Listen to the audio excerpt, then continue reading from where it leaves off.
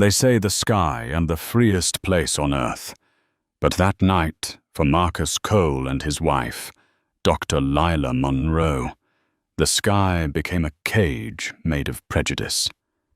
Apex Airways Flight 112, Houston to Paris, was supposed to be the beginning of their 15th anniversary getaway. 2 Polaris class tickets, seats 2A and 2B, champagne, soft golden light, and the rare feeling of letting go of work to just be 2 people beneath the stars. But at 30, 5,000 feet, something terrible was about to happen. Something that would shake the entire aviation industry. At George Bush International Airport, the familiar symphony of travel filled the air, the sound of rolling suitcases, announcements over the loudspeakers, the mingling scent of coffee and metal. Yet for Marcus, today was different. It wasn't a business trip, not an inspection, just a man learning how to rest. At 50, his hair was streaked with grey, his frame strong, his eyes sharp and observant like radar. He didn't need to speak loudly to be heard. His presence was enough. 20 years at the Federal Aviation Administration had forged in him a calm that thrived amid chaos.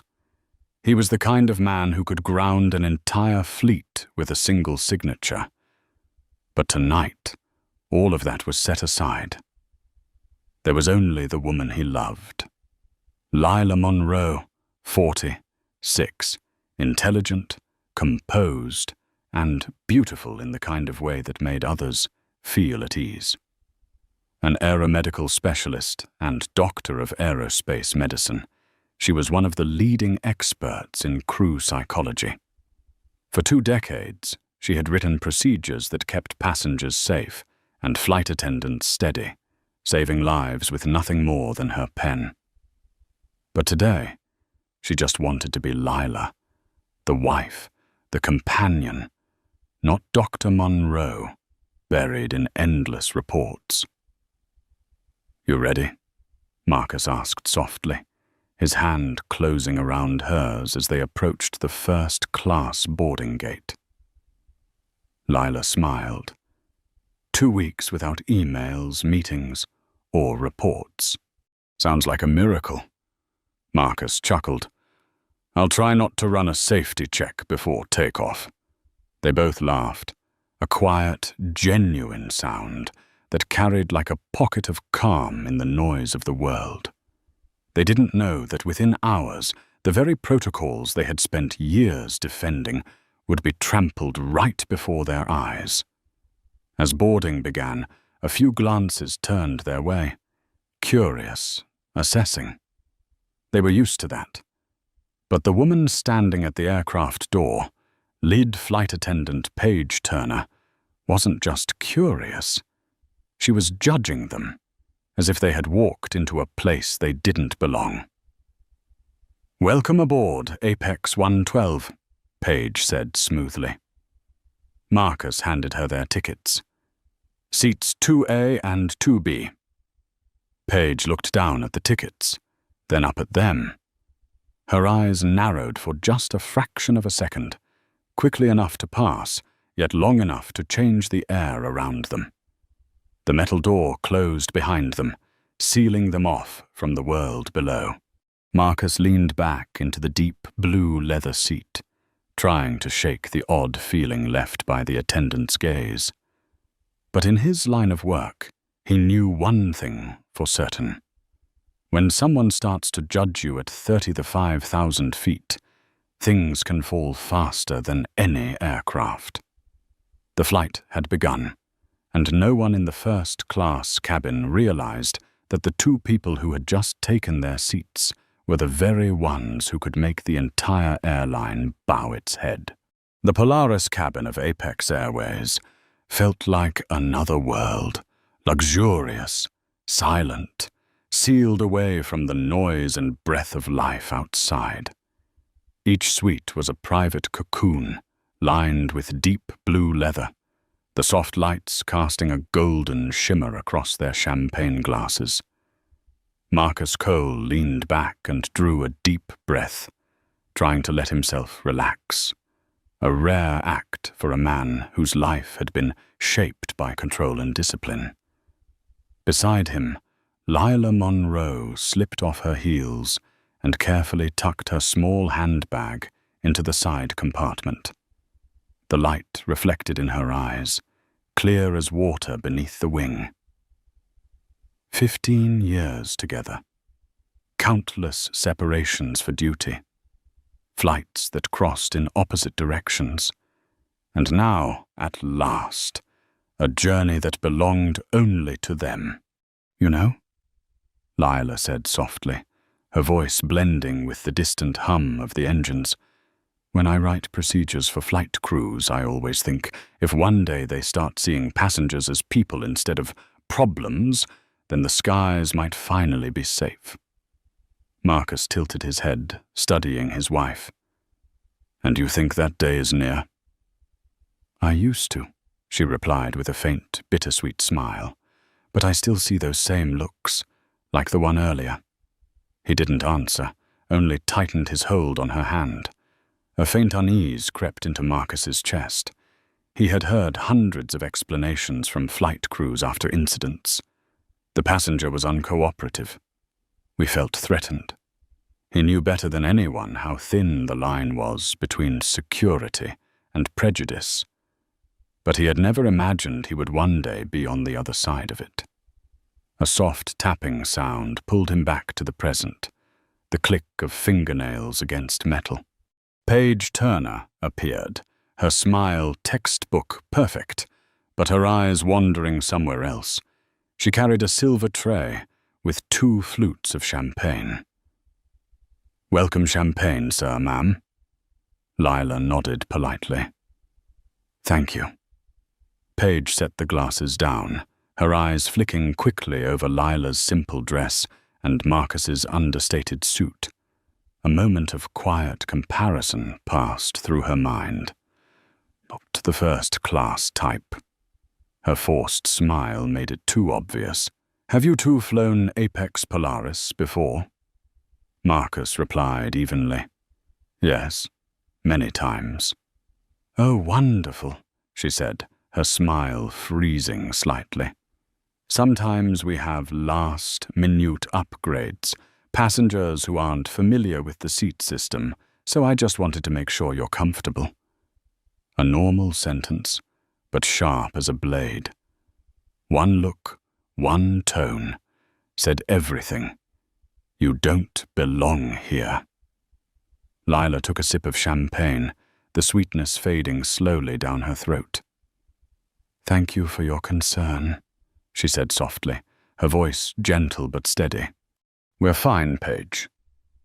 As Paige walked away, Marcus saw her lean down to whisper something to the silver-haired man at the front of the cabin. Victor Halverson, the purser. They exchanged a few words, then both glanced in his direction. In Victor's eyes, there was a flicker of suspicion, followed by a hardening. Marcus felt his chest tighten, not with fear, but with certainty. He knew exactly what was beginning. He had read reports like this hundreds of times, and now he was living one. He turned to Lila. "If I'm right, we might be about to witness a very real case study." She looked at him, instantly understanding. "You're serious?" "I'm speaking as an inspector," Marcus said quietly, his voice low and certain, almost prophetic. "And I think they're about to make the biggest mistake of their lives."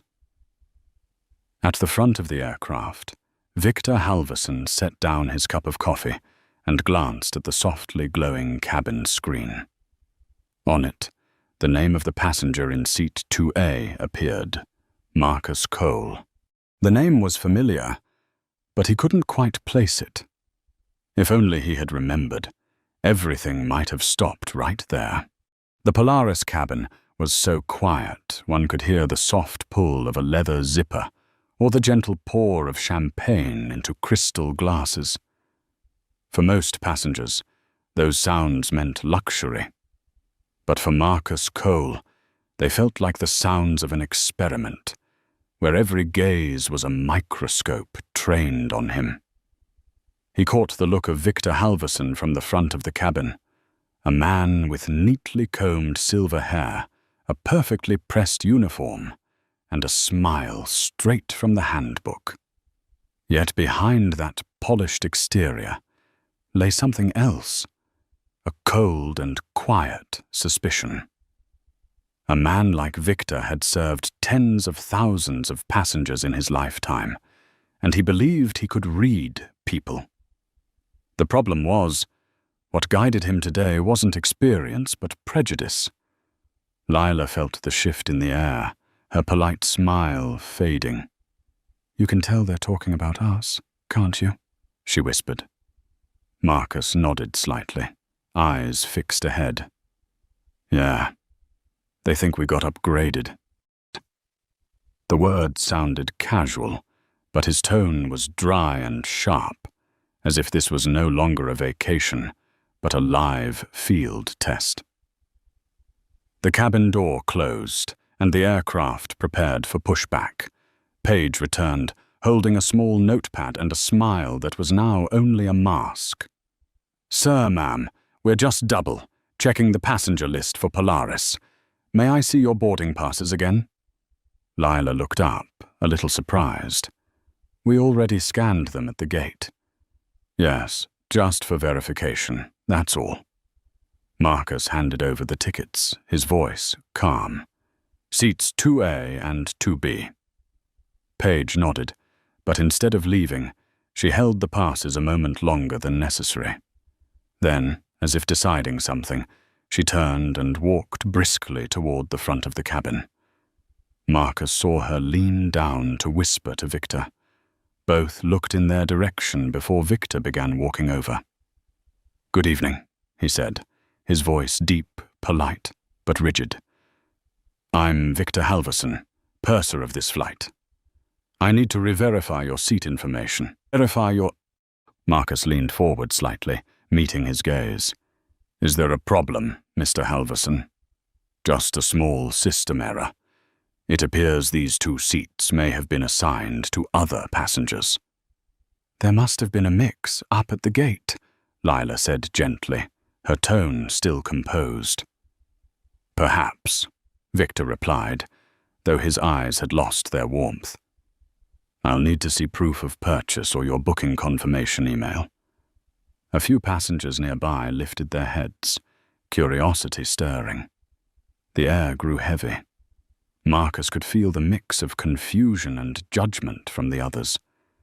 In such a confined space, words like these were no longer mere procedures.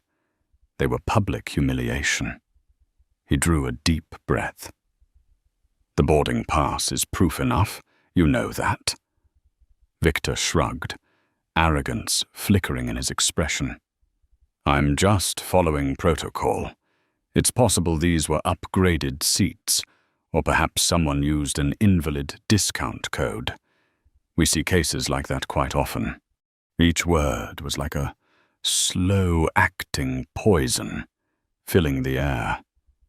Lila set her magazine aside, her eyes darkening. "Mr. Halverson, we paid for these seats. There's nothing else to prove." For a brief second, Victor saw the quiet confidence in her eyes and took it as a challenge. He turned, calling Paige over, his voice low but loud enough for them to hear. "Get Captain Greer. I want this resolved before we leave the gate." Paige hesitated. "Right now, sir." "Right now." The cockpit door opened slightly, a faint blue glow spilling out. A man with salt and pepper hair in a captain's uniform stepped into the cabin. Captain Thomas Greer. Lila tightened her grip on Marcus's hand. In her eyes, disappointment and fear intertwined, not fear of embarrassment, but of what she knew was about to happen. This was the very moment she had written about in hundreds of training manuals, the collision between prejudice and authority. Marcus looked straight at the approaching captain, his voice calm to the point of chilling. "It seems this flight is about to become a real time test for the very system we helped build." Captain Thomas Greer stepped out of the cockpit with a firm stride, his voice carrying the weight of a man who had commanded thousands of flight hours. But behind the authority of his uniform were eyes that had already judged 2 passengers before they had spoken a single word. "Good evening," he said, his tone blending authority with impatience. "I was told there's a seating issue." Victor Halverson quickly straightened his posture. "Yes, Captain. These 2 passengers are seated in 2A and 2B, but the system shows something different. They couldn't provide valid proof of payment." Marcus met the captain's gaze, his calm so steady it made Greer hesitate for a moment. "Sir, we've already presented our boarding passes, scanned them at the gate, and have email confirmation from Apex Airways. There is no system error, only the way your purser has chosen to look at us." The words landed like a quiet but deliberate strike. The entire first-class cabin fell silent. Lila could feel dozens of eyes on her, the kind of silent audience that watches a scene unfold but dares not intervene. Paige Turner gave a nervous smile, the kind meant to smooth over tension, but now twisted at the edges. "We're just following protocol, ma'am." "Dr. Monroe," Lila interrupted softly, her tone light but sharp. "Not ma'am." The way she said it made the air tremble. Greer raised an eyebrow, briefly thrown off, then regained his commanding tone. "All right, I don't want to turn this into an argument, but if my crew senses anything out of the ordinary, it's my duty to ensure the safety and order of this flight." Marcus heard every word, and something stirred inside him. Part of him, the husband, the man trying to keep calm, wanted to let it go. But the other part, the FAA inspector, the man who knew every line of the Civil Aviation Code, could not. He set his champagne glass down, his eyes turning suddenly cold. "Captain Greer, you're invoking FAA Regulation 91. 3, aren't you? The authority to remove passengers when there's a perceived threat to flight safety." Greer froze, surprised that this man knew exactly which regulation he was about to rely on. Yes. And I believe I'm acting within that authority." Marcus tilted his head slightly, his voice lowering into something that felt like a verdict. "Then make sure you are, because if you misuse that authority, it won't just be a mistake tonight. It will end your career." Lila placed her hand gently over his, whispering, "Marcus, stop." But it was too late. Victor and Paige exchanged a look, a shared sense of being challenged flaring between them. "He's threatening the captain," Victor muttered, loud enough for others to hear. "No," Marcus replied clearly, his voice ringing through the cabin. "I'm warning him." A woman in the row behind gasped. "Oh my God, they haven't done anything. Leave them alone." Greer turned sharply. "Ma'am, please do not interfere with the crew's duties." The air grew thick, as if the oxygen had been sucked from the cabin. Every other sound vanished. Lila opened her phone, pulled up the confirmation email, and spoke with a calmness so precise it chilled the room. Here is the direct payment confirmation from Apex's system. If you have doubts, take a picture. But I will not leave my seat." Greer stared at the glowing screen, reading the names, the transaction code, the matching card number. But pride kept him from acknowledging it. He inhaled sharply. "I don't have time for this. If you refuse to cooperate, I'll have to ask you to deplane."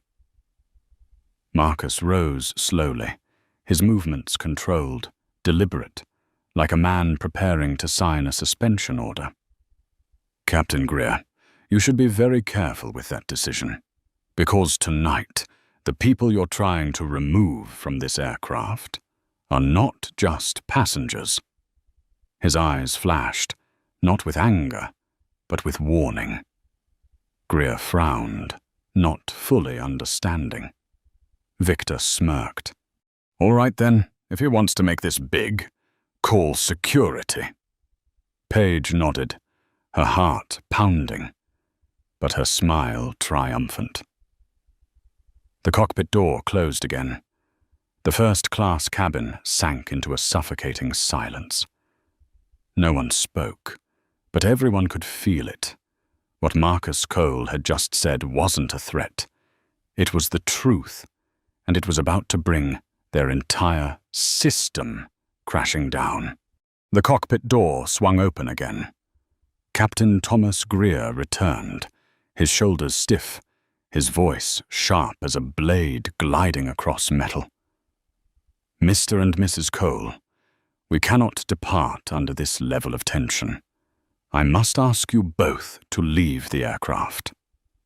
No introductions, no hesitation, just a sentence delivered like a verdict before the sky had even opened.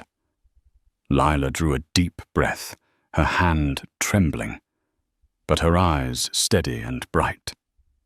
"You're removing 2 legitimate passengers with tickets and confirmed payments, simply because your crew feels we don't belong here?" Greer avoided her gaze. "I'm ensuring safety. My crew has reported that you became confrontational and disruptive. My responsibility is to maintain order and protect all passengers." Marcus rose, his height casting a shadow half a head above Greer. His voice was low, even, every word forged from steel. "No one here has been disruptive, Captain.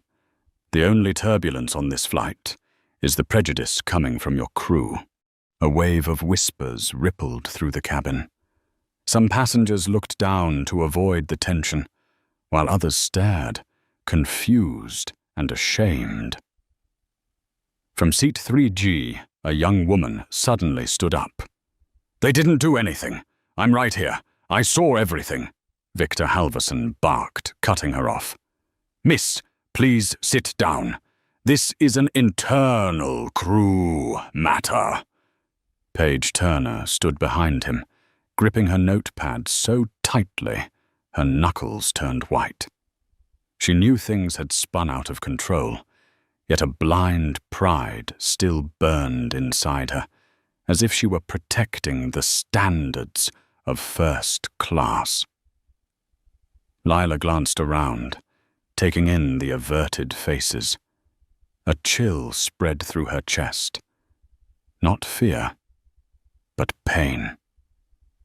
This was the industry she had dedicated her life to, making more humane. And now it was tearing her apart from within.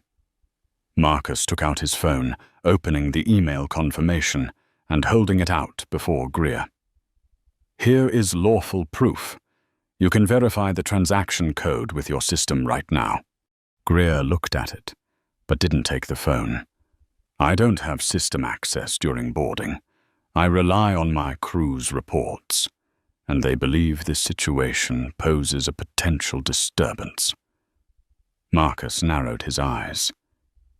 "You're falsifying a report." Greer's voice hardened. "I'm giving an order." The Polaris cabin went silent. That sentence ended every conversation.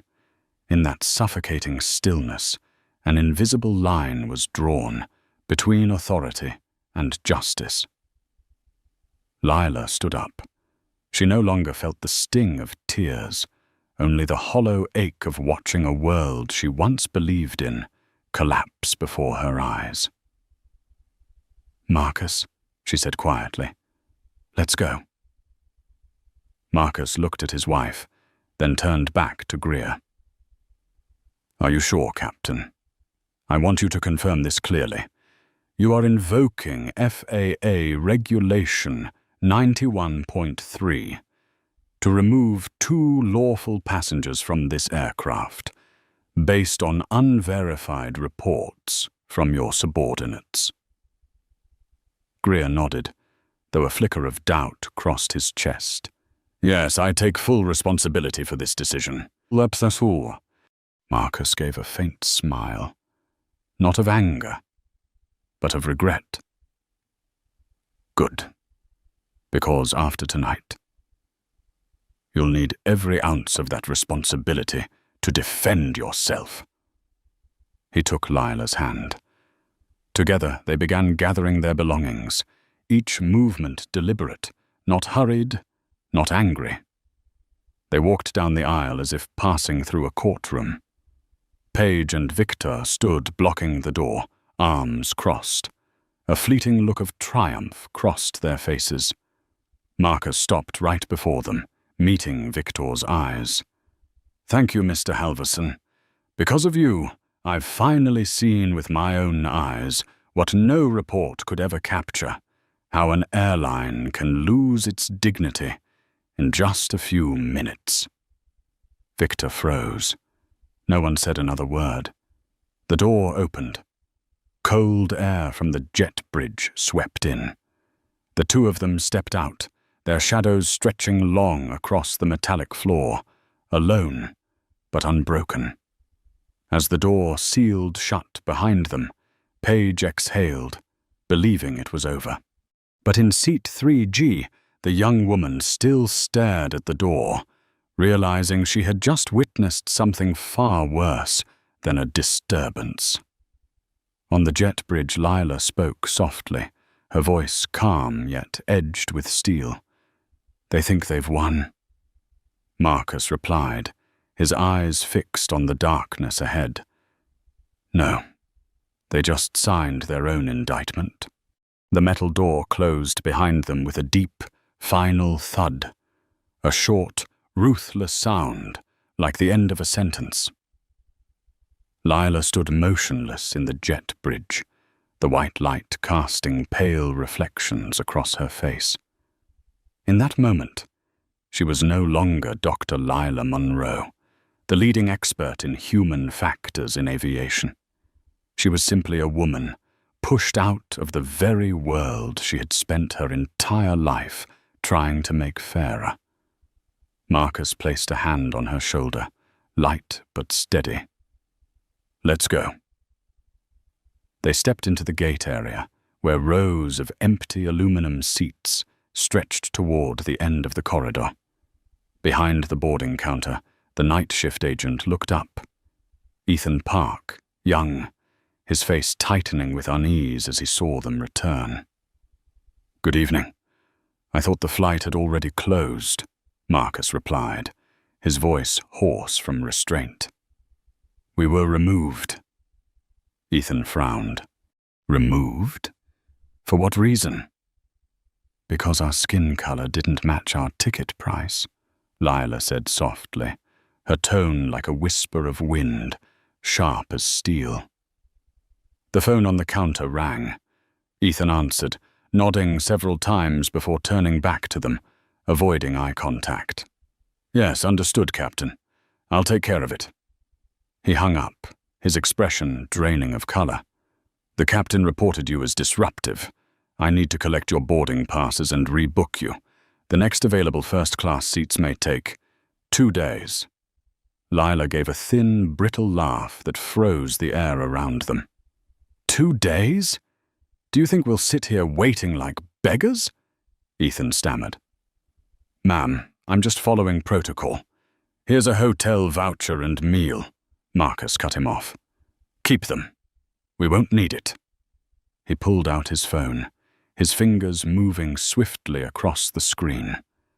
The cold glow reflected on his face, no longer the face of a patient husband, but of a federal inspector. Lila's heart pounded. She knew exactly what was coming. She had heard him say it before. If the day ever comes when we witness injustice firsthand, you'll know what we have to do. Marcus scrolled to a familiar contact. FAA, duty officer. Southwest region. He pressed call. The phone rang twice before a voice answered. FAA Southwest Duty Office. Agent Patel speaking. Marcus's voice turned precise, cold, authoritative, the tone of a man who had once grounded an entire airline. Agent Patel, this is Inspector Marcus Cole, badge number 0147B. I'm at Houston Airport, gate D12. My wife, Dr. Lila Monroe, and I have just been removed from Apex Airways Flight 112. Boeing 777, tail number N791AP, on unfounded allegations of being disruptive. On the other end, the rapid clatter of typing filled the pause. Confirmed, Mr. Cole. You said the captain was Thomas Greer, correct? Correct. He acted solely on the false verbal report of his crew, purser Victor Halverson and flight attendant Paige Turner, with no verification. This is an act of discrimination, a serious violation of 49 U.S. Code Section 40127, which prohibits any form of bias in air service. Patel was silent for several seconds. To confirm, sir, are you requesting a formal investigation? Marcus replied firmly, without hesitation. Not just requesting. I'm ordering an emergency oversight of Apex Airways' Houston operations. I want the cockpit voice recording preserved from the moment the purser's report was made until cabin closure. Also, secure all Polaris cabin camera data immediately. Understood, Mr. Cole, Patel said, his tone now fully professional. I'll escalate this directly to the regional coordinator's office. Marcus nodded slightly and ended the call. He turned back to Ethan Park. Don't worry, Ethan. No one will blame you. But within the next hour, Apex's Houston station will receive a call. When it comes, I suggest you be ready to receive a federal inspection team. Ethan went pale. You're... Marcus opened his wallet and pulled out a gleaming metal badge. The seal of the Federal Aviation Administration shimmered under the fluorescent light. He set it on the counter, his deep voice steady and resonant. Federal Inspector Marcus Cole. And this is Dr. Lila Monroe, FAA's Chief Human Factors Advisor. We are not passengers who were removed. We are the people who will investigate why this happened. Ethan froze, unable to speak. The air was so thick it felt alive with tension. Lila stepped beside her husband, her eyes carrying both pain and pride. They wanted to test our dignity, Marcus. Now we'll show them what accountability means. Marcus gave a slow nod. Tonight, justice just took flight.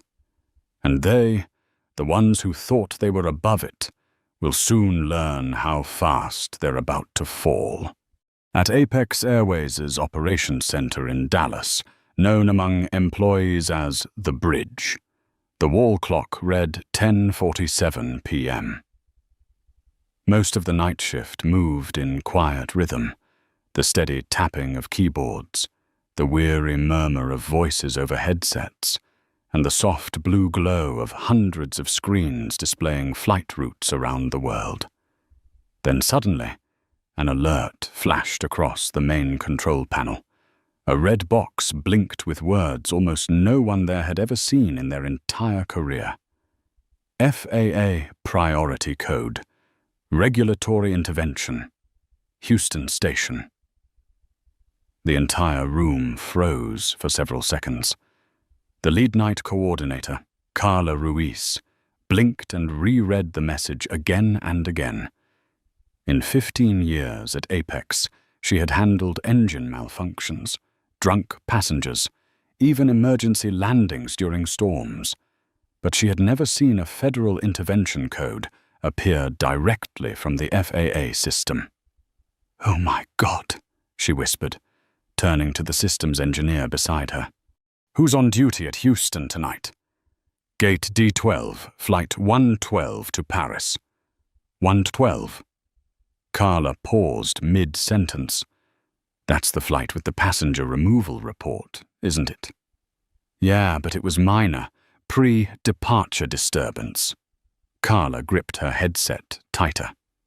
"No, Rick, it's not minor anymore." She stood abruptly, striding to the internal phone, and pressed the priority line.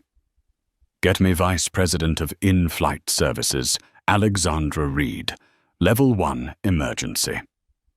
Across Dallas, inside a luxury hotel where Apex was hosting its charity gala, Alexandra Reed was raising a glass with investors. At 45, tall and commanding in a white suit, she carried the composed confidence of a woman who had weathered hundreds of crises, never imagining that the worst one was unfolding the very moment she stepped away from her desk.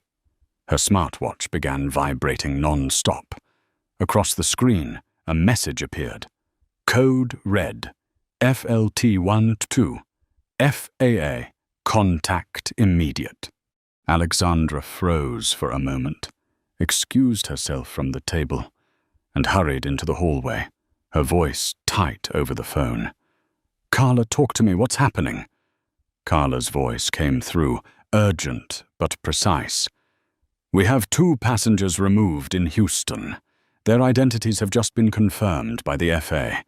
Alexandra, their Federal Inspector Marcus Cole, and Dr. Lila Monroe." Alexandra's steps faltered. The sharp echo of her heels on marble stopped entirely. "Repeat that." "Marcus Cole, Lila Monroe, FAA Southwest Region.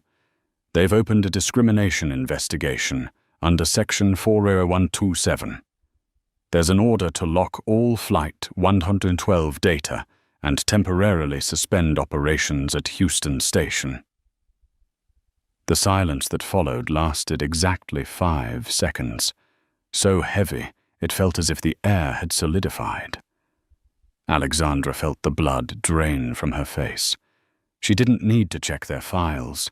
Everyone in the aviation industry knew those 2 names.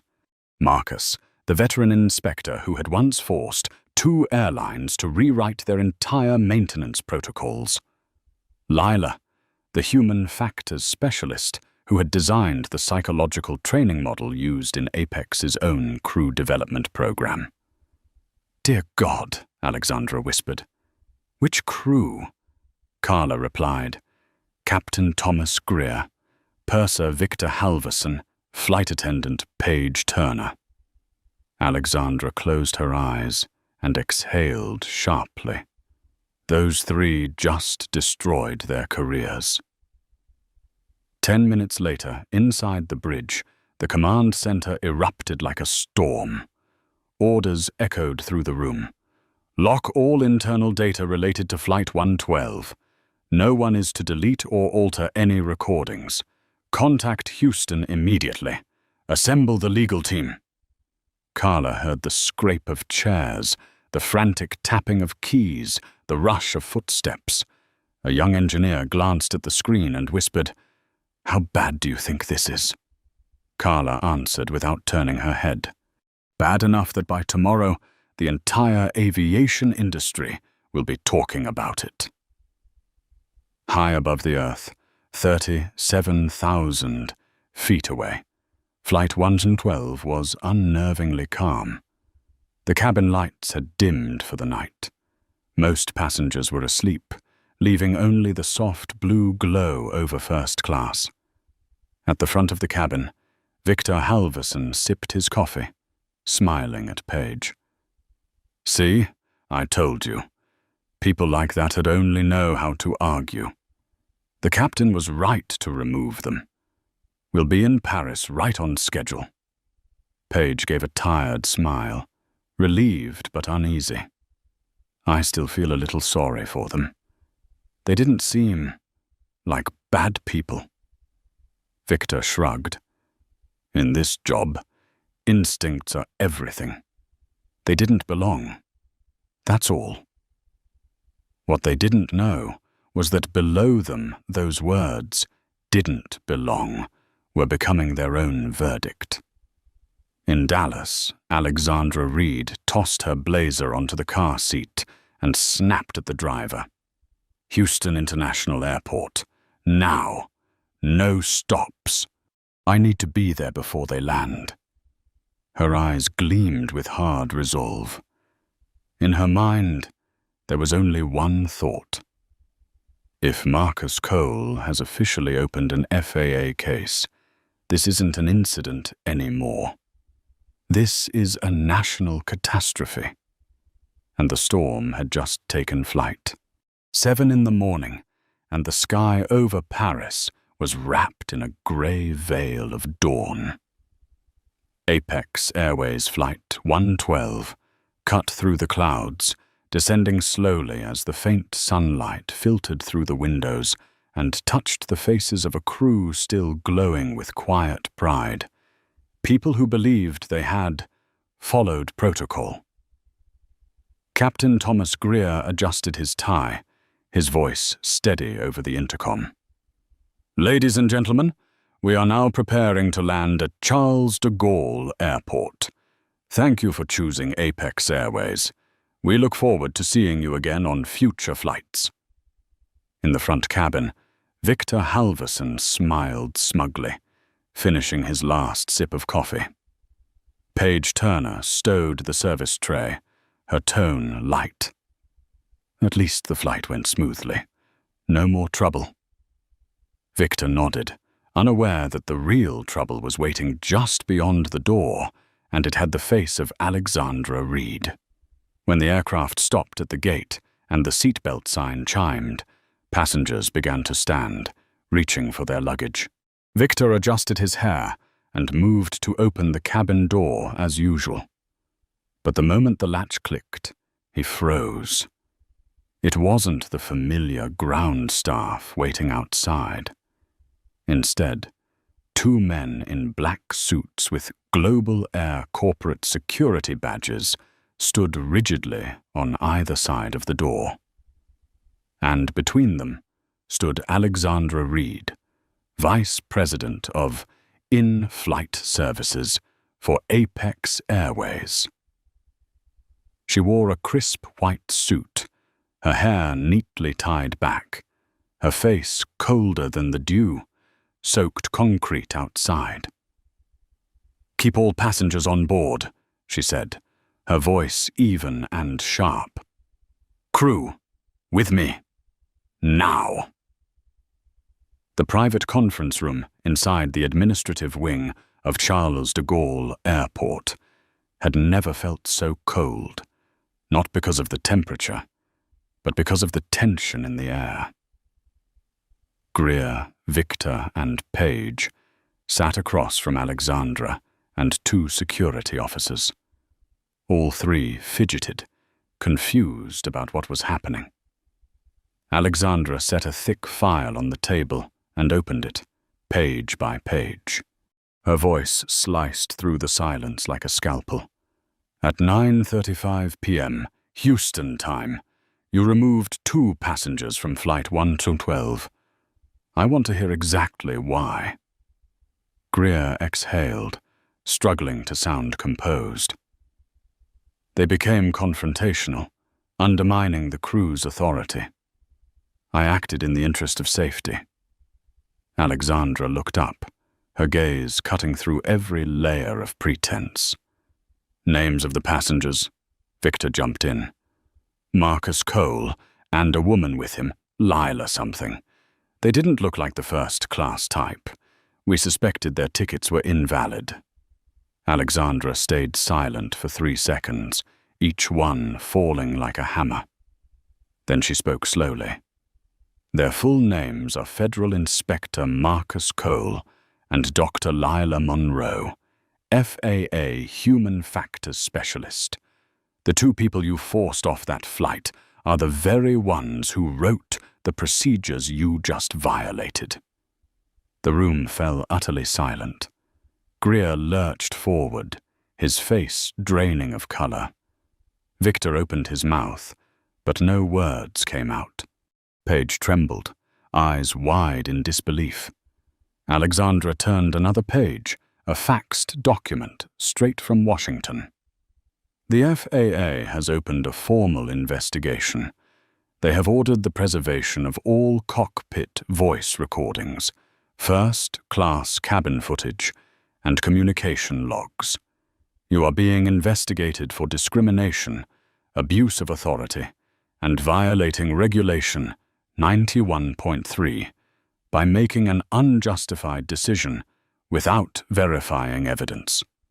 No way, Victor stammered. They didn't say anything. How were we supposed to know? Because you didn't ask, Alexandra snapped. Because you didn't need to. You took one look at them and decided for yourself. That is the crime. Paige began to cry. I was just following the purser's lead. No, Ms. Turner, Alexandra interrupted, her eyes locking on the young woman. You weren't following orders. You were following bias. And now you will face the consequences. Greer lowered his head, gripping his pilot's cap tightly. I didn't know who they were. If I had known, you would have treated them differently. Alexandra pressed, her voice dropping but sharp as ice. And that's exactly the problem, Captain. You respect authority, not humanity. She stood, gathering her documents. You are all suspended from duty indefinitely. Passports, IDs, and crew badges. Hand them over now. Tomorrow morning, you will fly back to the United States in economy class. The FAA's investigation team will be waiting in Washington. Alexandra turned to leave, but paused at the doorway. Her voice was low, yet it struck like thunder. Do you know what the cruelest irony is? The 2 people you looked down on may have been the most remarkable passengers you ever had, but you were never worthy enough to realize it. The door closed behind her, leaving 3 motionless figures in the grey room, the only sound the faint hum of the air conditioner. In that moment, Victor Halverson finally understood he hadn't just lost his job. He had lost the very thing the aviation world was built to protect, human dignity. After the confrontation in Paris, the news from Apex headquarters spread faster than any satellite transmission. As Alexandra Reed boarded the emergency flight back to Dallas, she knew the storm awaiting her was no longer a personnel incident, but a full-blown national crisis. Within 24 hours, the FAA had officially launched a comprehensive investigation. An urgent directive was issued across the entire network. All records and data related to Apex Airways Flight 1 to 12 are to be secured immediately, including cockpit voice recordings, passenger cabin footage, and communication logs between the captain and Houston station. In Washington, a closed-door session of the Federal Aviation Committee unfolded in tense silence. The presiding official read out the names of the 2 victims before looking up. Inspector Marcus Cole and Dr. Lila Monroe, We are talking about the very people who wrote the codes our entire aviation system is built on. And they were just humiliated by that very system. The statement silenced the room. In Dallas, every department at Apex worked through the night. The legal division scrambled to find a way to negotiate privately with the FAA. The communications team drafted dozens of public statements, each one torn up moments after printing. There was simply no way to justify the unjustifiable. They had expelled their own auditors. The next morning, inside Apex's emergency boardroom, Alexandra Reed sat across from the company's board of directors. Her face was pale from 36 sleepless hours, yet her voice remained steady and firm. Ladies and gentlemen, we will not hide from this. We will fully cooperate with the FAA. Any attempt at excuses will only make this worse. One director shot back sharply. But what proof do they even have? Alexandra answered without flinching. All of it. Recordings, emails, witness testimony. And more importantly, they have the truth. Meanwhile, in Paris, the 3 crew members sat in the holding room of Global Air Security. Their faces were ashen. Paige Turner wept quietly. I didn't mean to. I was just following orders. Victor Halverson gave a weak laugh, his voice trembling. I followed procedure. Captain Thomas Greer sat motionless, hands clasped tightly, saying nothing.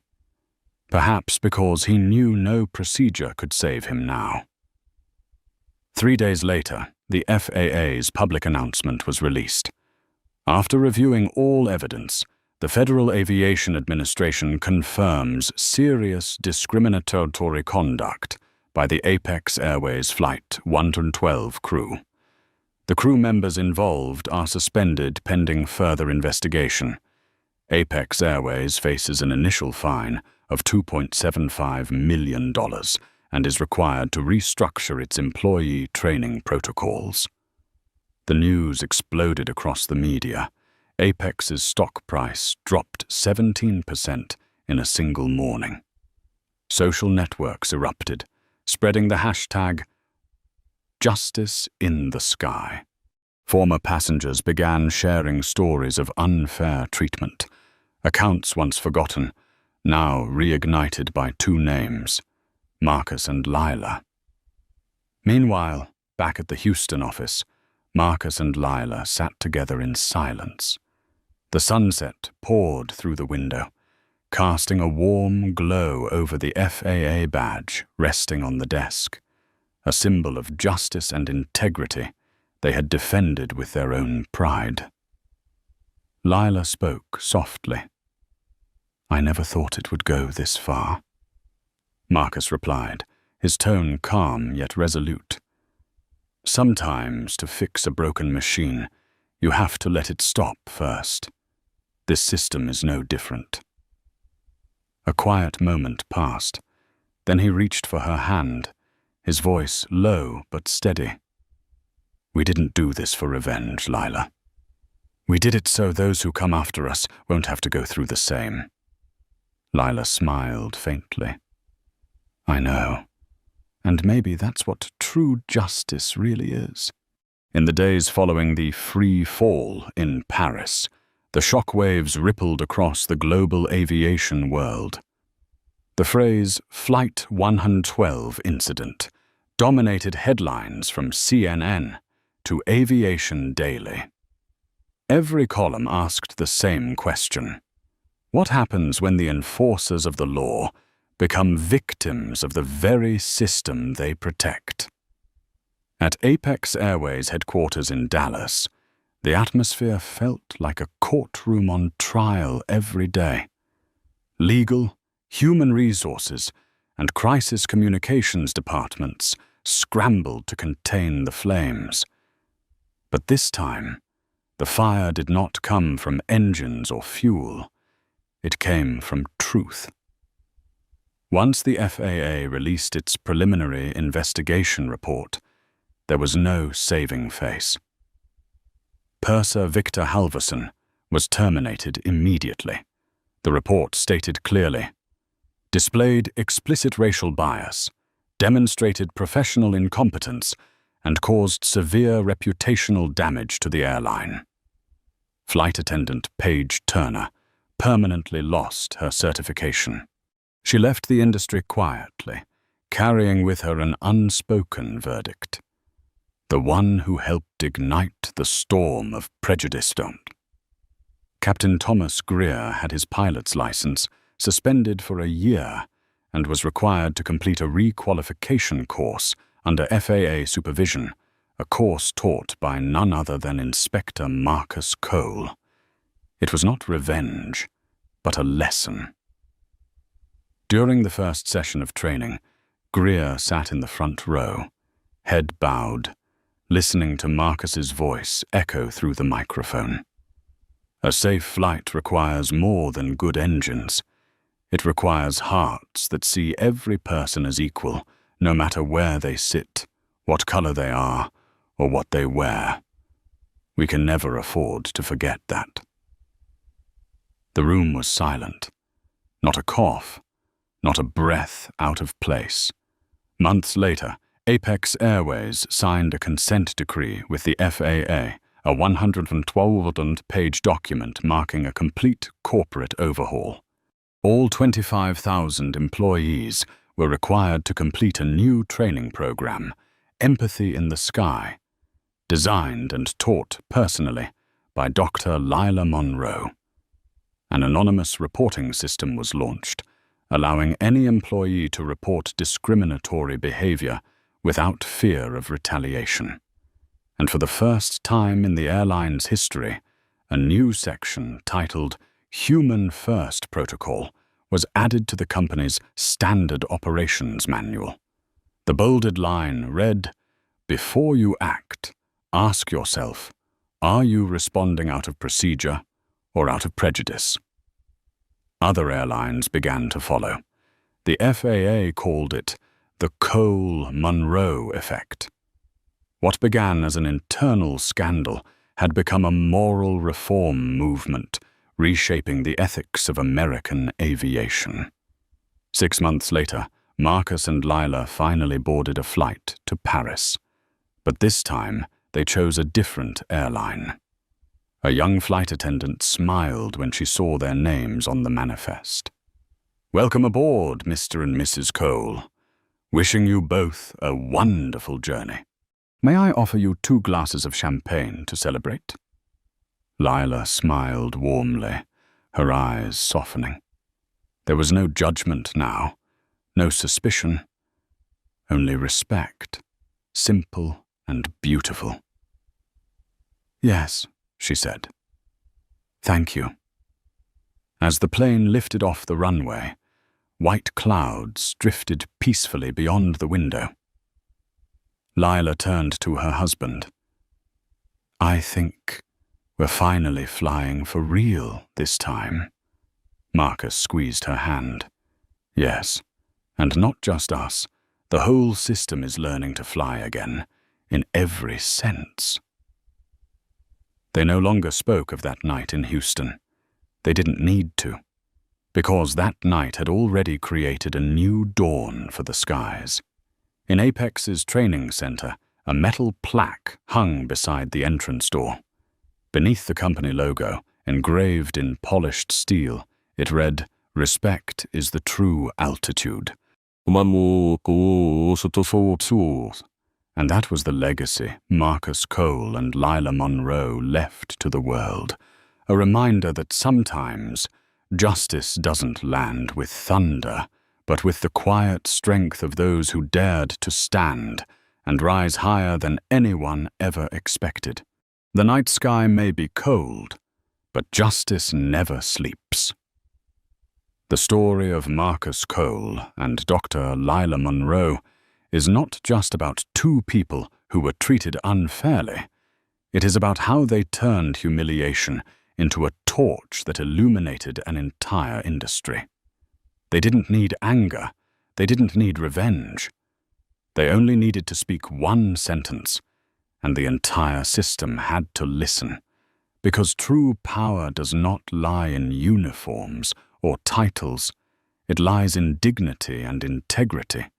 And when you have those, no one can ever touch you. From a first-class cabin filled with prejudice, they forced the world to look at itself. They didn't just all change policy. They changed the way people see one another. And sometimes that is the most meaningful journey of all. If this story makes you believe that respect still has the power to heal the skies, then like this video to help spread that message. Share it to remind everyone that justice doesn't need to shout. It only needs to stand firm. And subscribe so you won't miss more true stories where arrogance falls to the ground and humanity rises above the clouds. Because no matter the altitude, every person deserves to be treated as human. Always.